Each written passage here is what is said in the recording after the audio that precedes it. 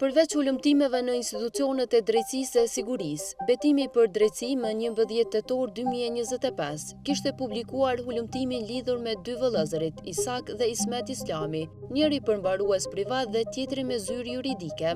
Në hulumtim janë publikuar disa audiongjizime ku tregohet se si Ismet Islami, i cili përfaqësonte Makbule Bajramin dhe dy djemtë e saj në gjykat, ka kërkuar nga pala 21.000 euro me pretendimin se duhen për të paguar garancionin për masën e sigurisë, për pronën ku qytetarja Bajrami ishte paditëse. Hulumtimi argumentonte që ky garancion financiar prej 21.000 eurosh nuk kishte kërkuar asnjëherë nga ana e gjykatës themelore në Prishtinë, dega në Graçanic. Në këto ngjizime veç tjerash, Ismet Islami paraqitet edhe si avokat e vëllezërit, pretendojnë edhe për takim me gjyqtaren e rastit, pasi sipas tyre në Kosovë nuk kryen punë vetëm shkronjat.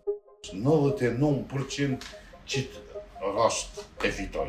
Në vesh lupna anko, mosë më bë presion, e këtu t'jo ngon lupna. Jo vënë është, se të morët në kom caktume me gjyqtarin aty, edhe më dorë kom bisedu me ta, edhe me gjyqtarë, edhe me administratorin. Po.